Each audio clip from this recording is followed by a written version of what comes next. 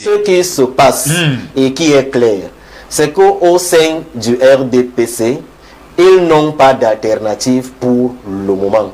Ah bon? Et c'est normal donc que plusieurs parmi eux dégagent cette manière-là de se comporter, d'éliminer, de faire de Cabral Libye pas leur adversaire, mais leur ennemi. Mais vous savez, à côté de la volonté individuelle, on est souvent rattrapé par l'intérêt général. Connaissez-vous aujourd'hui un Camerounais qui ne souffre pas? Tout le monde souffre. C'est-à-dire que même ceux-là qui volent les milliards, en fait, ils volent les milliards parce qu'autour d'eux, les gens souffrent.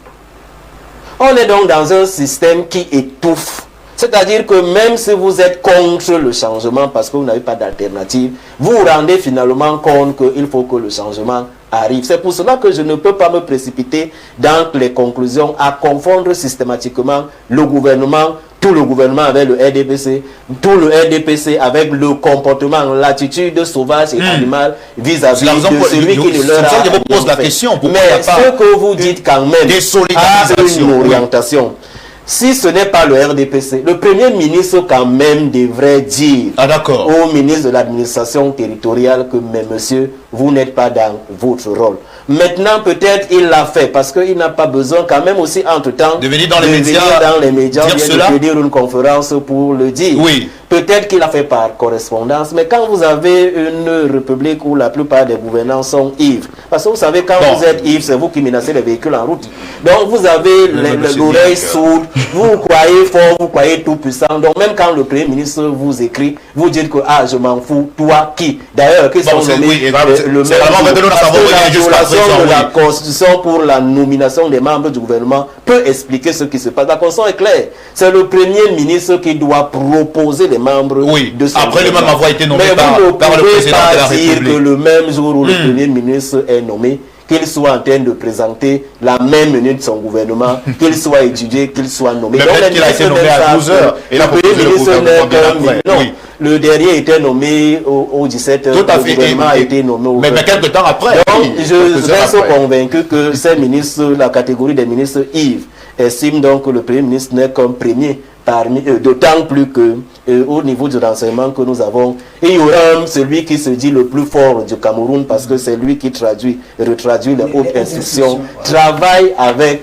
le ministre de l'administration territoriale. Vous voyez donc que quand vous travaillez avec celui qui côtoie Dieu, l'évangéliste qui est devant vous ne vous dit pas grand chose. Donc nous regrettons que notre Premier ministre soit si affaibli dans notre République qu'il ne soit pas respecté parce que manifestement, s'il ne prend pas la parole, si c'est le cas, qu'il n'a pas saisi le ministre pour un rappel à l'ordre, ça veut dire que lui-même reconnaît qu'il n'existe pas. D'ailleurs, la scène de la FECAFOOT tout à l'heure, vous voyez, j'ai lu le communiqué hier du secrétaire général de la FECAFOOT, mais il n'a pas mentionné le Premier ministre. Il dit clairement le président de la République. C'est le président de la République. Vous voyez donc que pour eux, le Premier ministre n'existe pas au Cameroun. Mais c'est lui qui préside le conseil de cabinet chaque jour, un conseil. Et c'est encore déroulé hier, monsieur Bidanga. Dans l'esprit du PCRN, on s'attendait à ce que le président de la République se prononce sur l'affaire. Non, mais les lois sont claires. Il n'y a pas une compétence aménagée au président de la République lorsqu'un ministre décide de violer la loi et exercer de la sauvagerie telle que le MINAT le fait spécifiquement vis-à-vis du PCN. Mais heureusement, la justice est là. Nous avons fait recours au droit là. Vous voyez pourquoi je vous ai dit maintenant que je ne peux pas confondre les comportements sauvages du ministre au RDPC, au gouvernement, parce que ce qui est le ministre de la justice est un haut cadre du RDPC, est un membre du gouvernement, mais nous avons vu la chronique qu'il a lui-même publiée juste avant en disant que les hautes instructions ne peuvent pas être données pour piétiner les lois et inviter les magistrats à faire leur travail et rien que leur travail.